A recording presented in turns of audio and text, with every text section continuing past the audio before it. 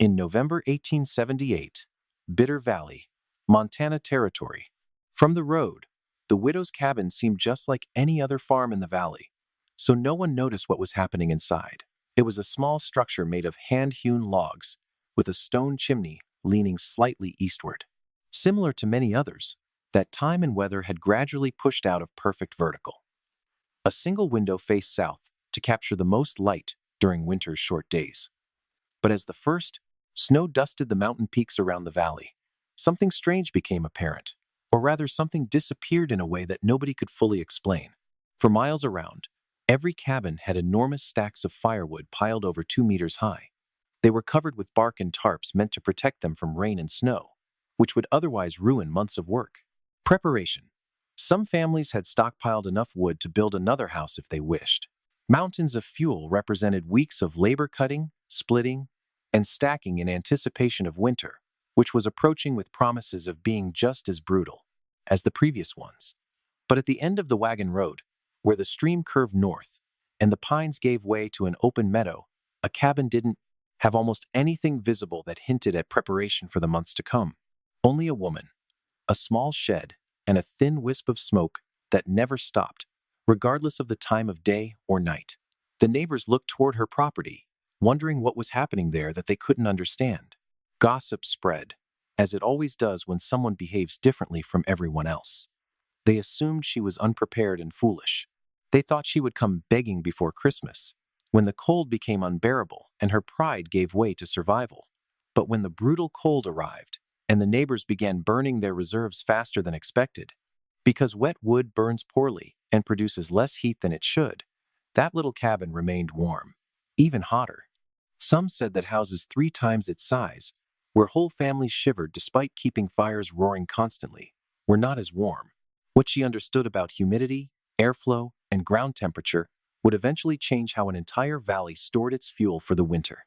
But first, winter had to prove she was right in ways that no one could deny, only when they saw it with their own eyes.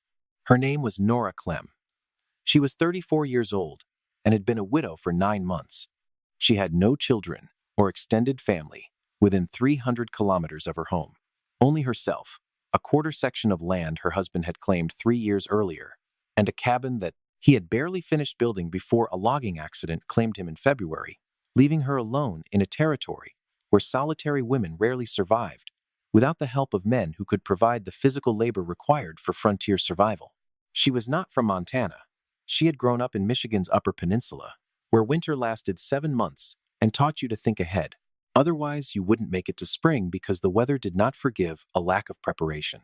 Her father had been a surveyor, a job that took him to remote places for months while his family waited for his return, wondering if each time would be the last they would see him alive. Her mother had been a school teacher and a woman who spoke 3 languages. She could mentally compute lumber board feet quicker than most men, using paper and pencil. Nora inherited her father's pragmatism and her mother's mathematical abilities. This blend of traits proved invaluable during years in regions where formal schooling held literates as toothert. By late September, the poplars turned gold and temperatures fell after dusk, signaling a seasonal shift that would soon drastically alter the scenery. Most settlers were busily preparing, cutting down dead trees still upright and splitting logs into stove and fireplace-sized pieces. They stacked load after load in long rows, casting shadows across yards like sundials, marking time as winter drew near. Nora was engaged in an activity her neighbors couldn't comprehend as they watched from a respectful distance, yet their curiosity kept them from drawing closer. She was digging, but not a typical root cellar common in the area. Winters demanded underground storage for vegetables to prevent freezing and rotting. This excavation was different, deeper, and situated about 10 meters from her cabin at the foot of a small hill. The ground stayed dry even during spring thaw, when water flowed everywhere, following the easiest route to the stream. His nearest neighbor, Callum Brody, had lived in the valley for almost 10 years and considered himself well informed about all community events. One early October afternoon, he watched her from his own property line. He had been hauling wood with his 2 sons and paused to water the horses near the stream that separated his land from the widow's. She apparently had lost her mind in a way he couldn't pinpoint. She's finishing a grave. His youngest son remarked, half joking, since the excavation indeed appeared to be about the size one would expect for a final resting place.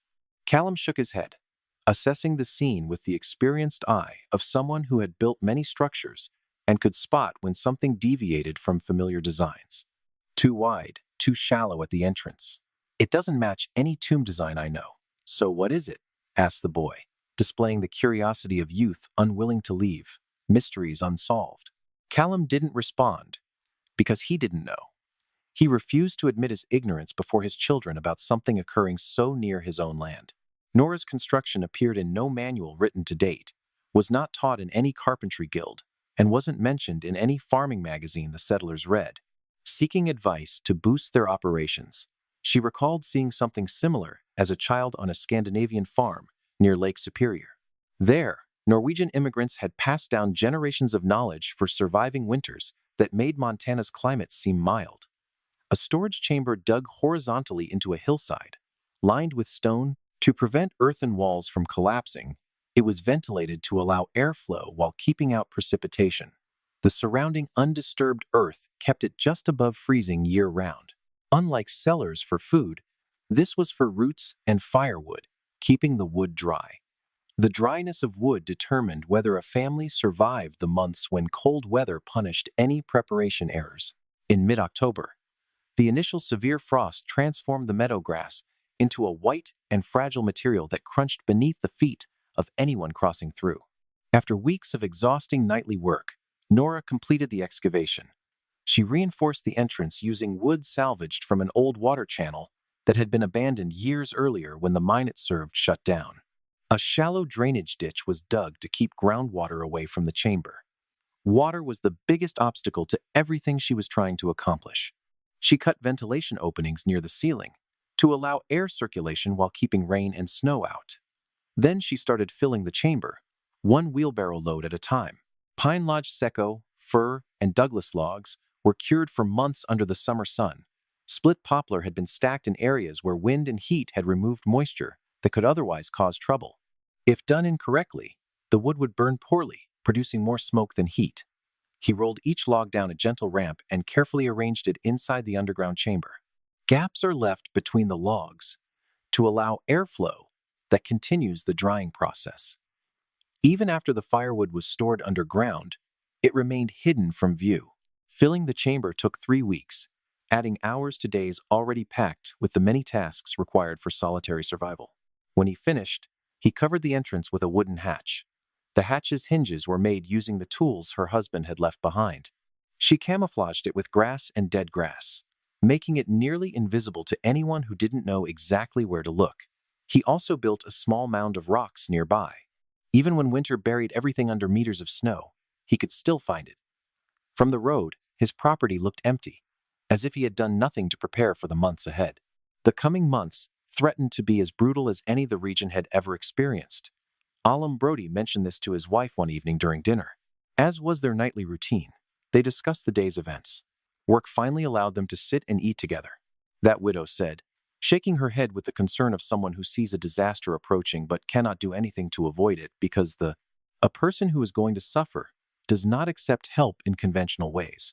She perhaps has a week's worth of firewood stacked outside where I can see it, but I don't know what she's thinking.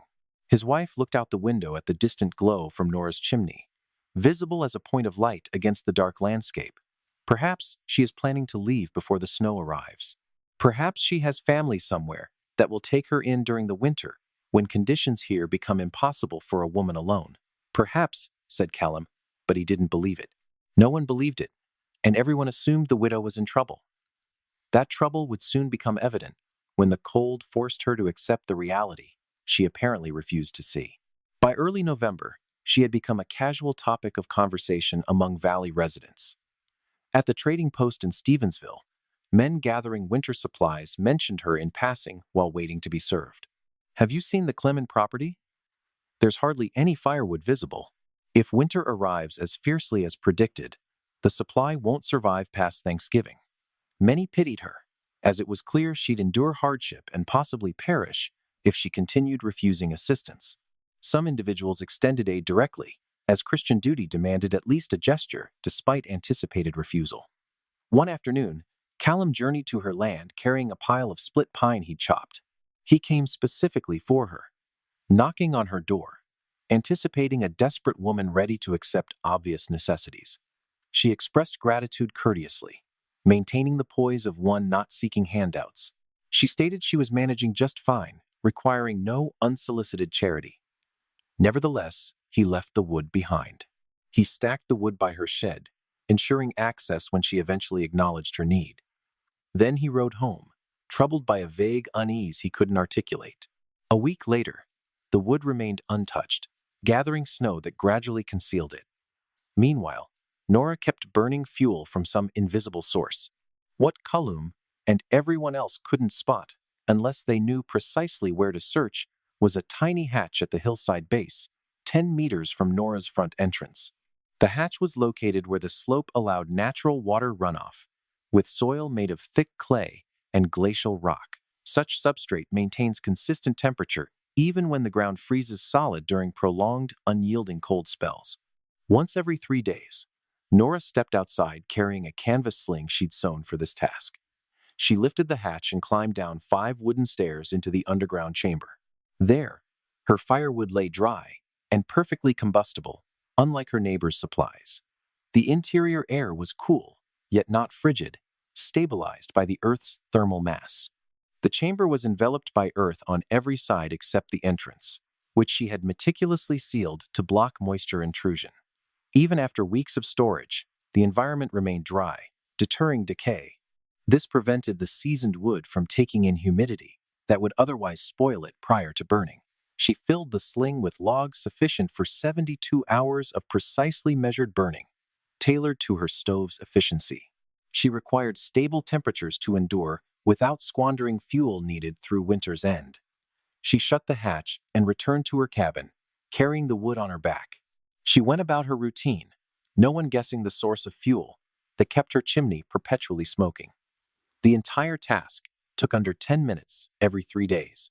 From afar, it appeared she was inspecting traps or retrieving something from a shed. Nobody gave it a second thought, as there was no cause for suspicion.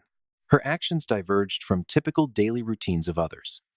Meanwhile, other farms began uncovering a problem that had been developing weeks earlier.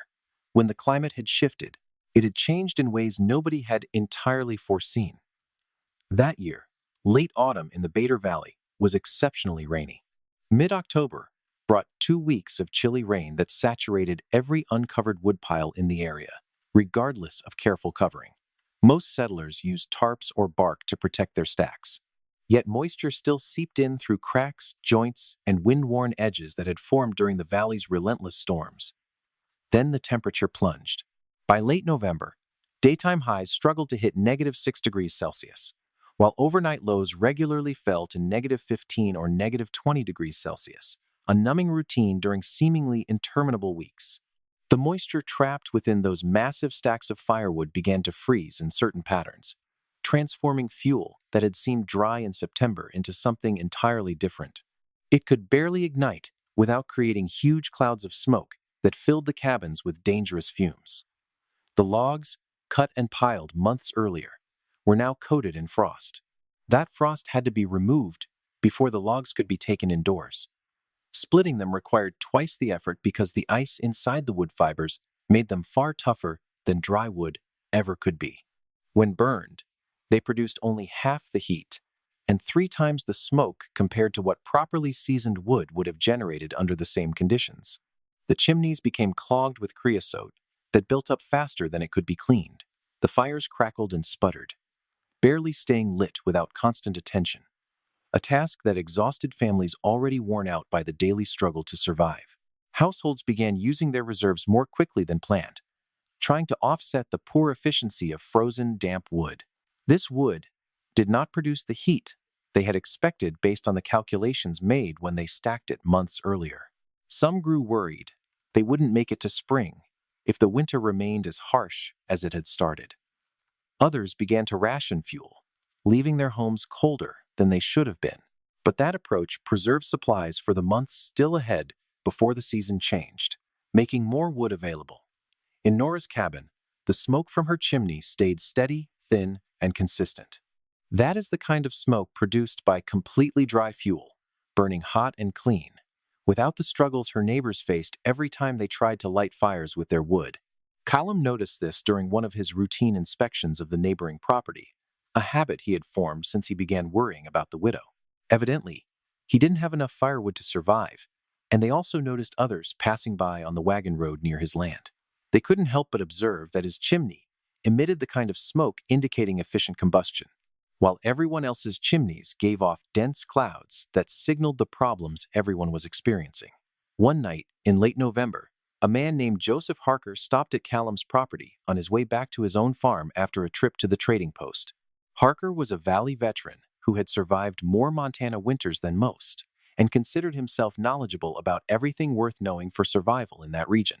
After the necessary greetings, Callum said, "Have you seen the smoke coming from the widow Clem's chimney? It's thin and constant, as if she were burning the best cured wood in the valley, yet she has almost nothing stacked outside. Where is she getting fuel that burns like that?" Callum shook his head, admitting what had been bothering him for weeks. "I don't know. I brought her a load of pine a month ago, and it's still where I left it. It's covered in snow, untouched. It doesn't make sense by any logic I can apply. Maybe she has a hidden supply somewhere," suggested Harker, though his tone indicated he didn't really believe the explanation he was offering. "Maybe her husband left something stored away before he died." "Perhaps," agreed Callum, but neither of them was convinced. Curiosity finally overcame courtesy a week later, when Harker decided he needed answers that only Nora could provide. He rode to her property one afternoon, as the sun was setting towards the western peaks. He knocked on her door with the determination of someone who would not accept evasions this time.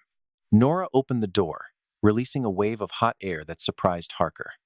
It clearly indicated that the interior was significantly warmer than he would have expected, given the small fireplace and the obvious shortage of firewood. "Mr. Harker," Nora said, identifying him from earlier meetings at the trading post, a place where all Valley residents eventually met. "How may I assist you, Mrs. Clement?" Harker chose a straightforward approach, as his weeks of indirect guessing had clearly yielded no results. "I don't mean to interfere with your business, but everyone else in the valley is stuck using damp wood, while you appear to have an unlimited supply of dry fuel that remains hidden. Folks are having a hard time. If you possess a more effective technique than what others are using, some of us would appreciate learning it." Nora watched him thoughtfully, weighing if she could confide in him. The information had remained private, not due to deliberate concealment, but because no one had ever approached her properly until now. He finally spoke, moving aside to allow him into the cozy cabin. "I'll share something my father taught me when I was a kid in Michigan," he said. He led him through the modest house to the back door, which opened onto the hillside where the hidden secret was about to be disclosed. They trudged through snow that crunched beneath their boots until they arrived at a certain spot. The spot appeared identical to the landscape around it, except for a tiny rock pile acting as a marker. She knelt down, swept away the snow, and uncovered a wooden hatch she had constructed months before. She lifted the hatch, exposing steps that led them down into the darkness, where something Harker couldn't immediately recognize waited below. "What's this?" he asked, his tone blending surprise and bewilderment at the sight. "My firewood storage," Nora answered simply, as if stating the obvious, though it was far from obvious to the man beside her. She went down the steps, and Harker followed into an underground chamber carved horizontally into the hillside. The walls are lined with stones to stop the earth from caving in, and it's packed with neatly stacked logs. Even in the faint light, the logs were clearly dry. Her neighbor's exposed firewood couldn't compare in dryness, though the underground air was cool, remarkably dry and free of moisture. That was unlike the outdoor woodpiles, which had soaked up weeks of rain before turning into frozen clumps that hardly burned. "The ground at this depth keeps a steady temperature year-round," Nora explained as Harker looked around, trying to make sense of the scene. "Around 9 degrees Celsius, no matter how cold it gets on the surface, cold enough to avoid freezing, yet cool enough to stop moisture buildup." She gestured to vents near the ceiling that let air flow without allowing rain or snow inside. "The air circulation maintains dryness. The firewood I placed here in October is drier now than when I first stored it. This environment keeps pulling out any leftover moisture that might have been left after the summer seasoning.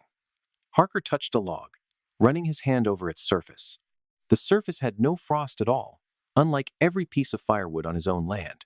How much do you have stored down here? About 1.5 loads.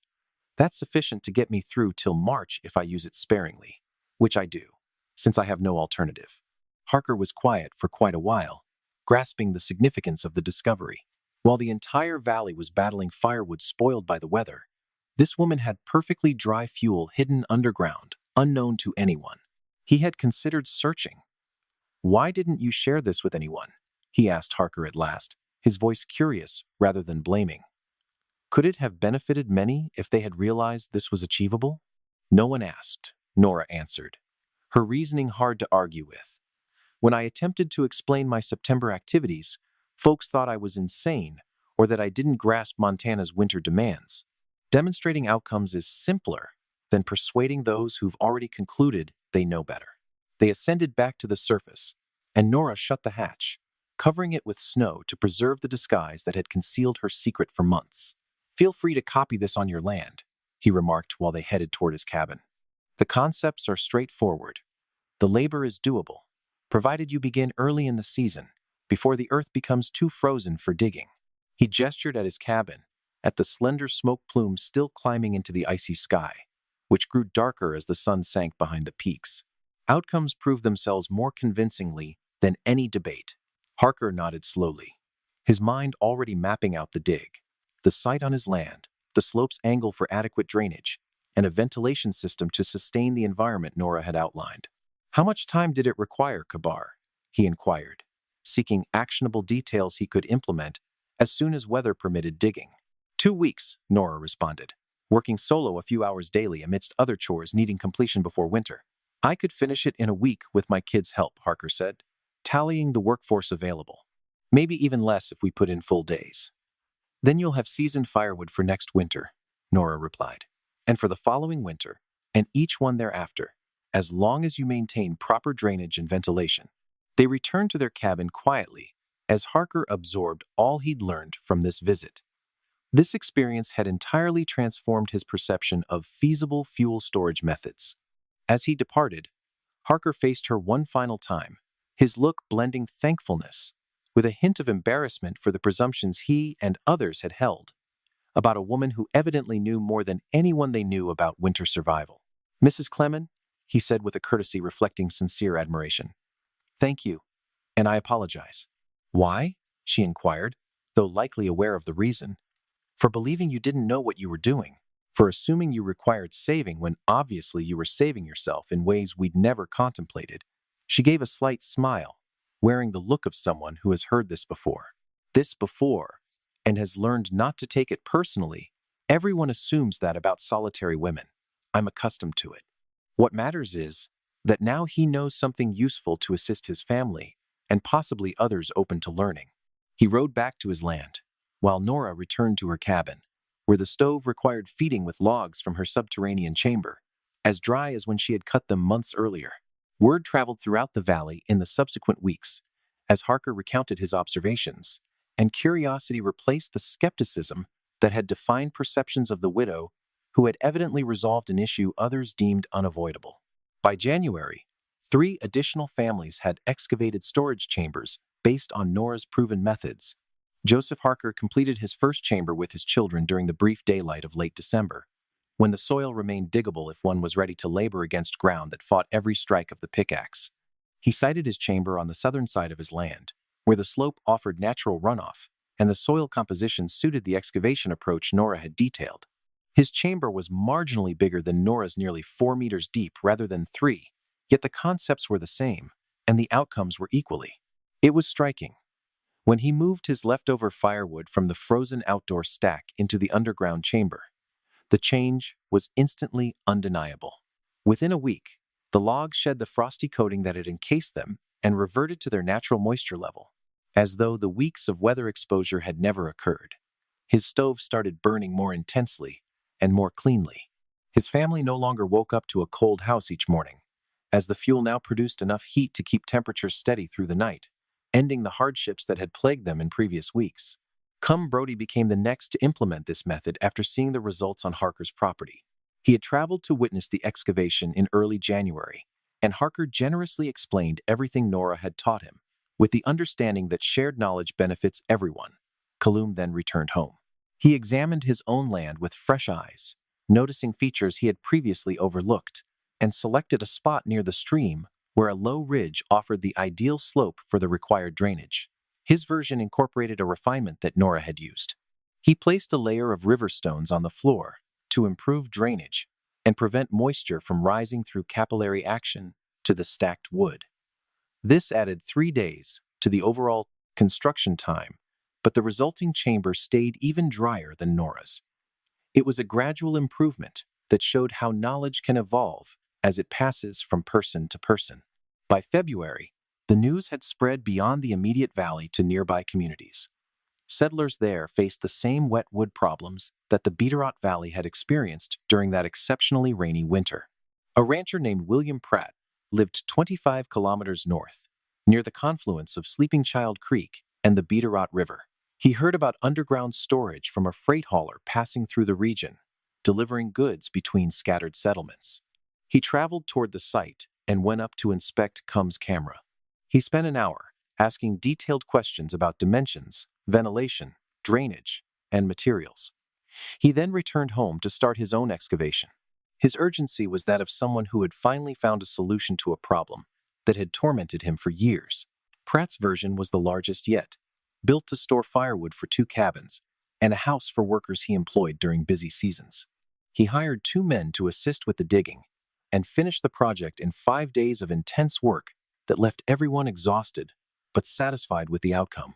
By the end of February, he had moved 4 full loads underground and reported that his consumption of fuel had dropped nearly 40% compared to previous winters, when they burned wood that the weather had compromised, drastically reducing its efficiency. The method spread naturally over the following months and years, adapting to local conditions as different people implemented it on their properties. In areas with rocky soil, where deep digging was difficult or impossible, people excavated shallower chambers but compensated with better insulation on the hatch that sealed the entrance. In regions with high water tables, where underground moisture was a constant concern, they placed chambers higher on slopes and added more aggressive drainage ditches to divert water before it could penetrate. Some built wooden floors inside their chambers. Others left the earth uncovered but added a layer of sand for extra drainage, avoiding the expense of more elaborate materials. No one called it revolutionary, because there was nothing dramatic about digging a hole in a hillside and filling it with firewood. No articles were written or patents filed, as the knowledge seemed too simple for such formal recognition. It was simply practical knowledge moving through a community, just as useful information had always spread before specialized journals and agricultural extensions existed, informal, person to person, solving problems. A solution that worked winter after winter. Nora herself became a quiet reference point for those seeking information about the method she had introduced. People would stop at her property in early spring, after the snow had melted, to ask about ventilation openings, drainage angles, or soil composition. She answered each question clearly, without fuss or demands for recognition, and sent them on their way with the information they needed to replicate what she had done. She never requested acknowledgement or highlighted that she was the valley's pioneer in adopting this approach. Recognition held no importance to her, as it couldn't provide warmth during the winter months. His main concern was the decreasing number of families facing hardship with each year. The reduction in children coughing in cold homes, where damp firewood emitted lung-irritating smoke and triggered sickness, mattered most. The incidence of men injuring themselves while splitting frozen logs with numb hands that could hardly grip tools declined. By the 1879 to 1880 winter, storing firewood underground had become routine in the Biderot Valley. This practice wasn't universal. Some still opted for conventional piles, and that was acceptable. However, sufficient families embraced the technique that mentioning firewood storage underground no longer raised eyebrows. Placed underground, where weather couldn't damage it. In the shift from odd and unusual, something crucial was retained. Engineering didn't demand formal schooling or credentials to certify expertise. Survival solutions could arise from anyone ready to observe, adapt, and labor. A widowed woman in a modest cabin, armed with a childhood recollection, could resolve an issue that veteran settlers had merely accepted as unavoidable. They never challenged the techniques they had consistently employed. During April 1880, a Missoula surveyor traversed the valley to record conditions for a formal report. His diary entries contained observations confirming what locals already understood firsthand. He wrote, "The fuel storage methods here are remarkably advanced relative to other areas I've surveyed. Many households utilize chambers carved into hillsides to keep firewood dry. The concept is solid from an engineering standpoint. The implementation is straightforward and feasible for anyone prepared to put in the effort. The outcomes are quantifiable. I calculate a 30 to 40% enhancement in fuel efficiency versus storage in uncovered stacks." He didn't name Nora, likely unaware she was the originator. However, Valley residents all knew the tale of the widow who endured her initial winter solo using firewood that seemingly appeared from nowhere. It originated from an unseen source. The method outlasted Nora, persisting locally after she sold her farm in 1889 and relocated to Missoula to stay with her sister's family. The new owners, a young Wisconsin couple, kept the underground chamber operational and in good repair. They continued using it for 2 more decades before erecting a bigger barn with specialized firewood storage, making the original chamber unnecessary. Yet by that time, the concept had spread regionally, no longer relying on any one individual for its survival. Across western Montana, underground and semi-underground, some were intricate, featuring stone walls, wooden floors, and meticulously planned ventilation.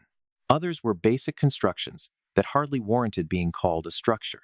All functioned because the foundational principles were solid, regardless of whether the execution was rough or polished.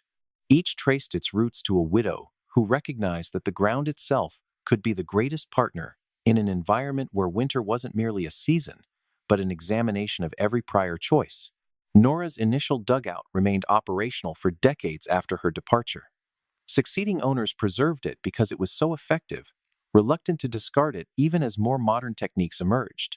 Interior air stayed steady at 9 to 10 degrees Celsius throughout winter, irrespective of how harsh the surface weather was.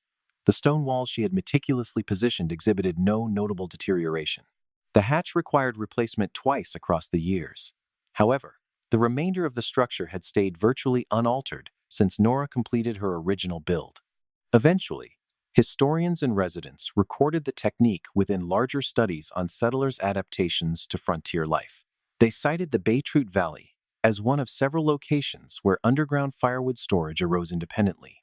While nobody could pinpoint who originally introduced this practice in each area, Nora's name emerged in certain versions of the tale.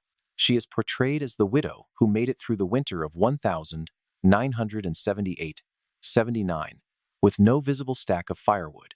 Over the years, the details grew hazy as the narrative evolved into legend. That legend eventually became accepted fact, unquestioned because everyone believed it had always been so. What these retellings lost was the loneliness of those early months when nobody had faith in her expertise, her unwavering commitment to digging for weeks, even as her neighbors watched with sympathy, their children in tow. The quiet relief he felt each time he put down his camera and discovered dry firewood ready, whereas others grappled with fuel spoiled by the weather.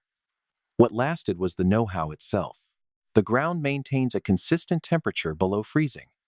This temperature suffices to avoid both freezing and moisture buildup. A chamber with adequate ventilation and drainage can keep firewood dry forever, regardless of surface humidity or cold. This knowledge needed no books, degrees, or formal certifications to hold true. Only attentive observation, diligent labor, and the modesty to admit that seemingly unavoidable problems can have answers. Answers no one searched for, because no one required them as desperately as Norito did. She came to Bitterroot Valley as a widow, possessing little more than a small cabin and memories from her Michigan childhood. There, she had witnessed how Scandinavians stored their fuel underground, safe from the climate's reach. That memory she transformed into a practice that reshaped the entire community's approach to winter preparation. It wasn't for recognition or to win over doubters simply because survival demanded it, and the technique she recalled outperformed any method her neighbors used. Sometimes the finest solutions are neither the loudest nor the most conspicuous. Often they are just practical, patient, and hidden, where nobody thinks to look until someone's need is great enough to see it through. M.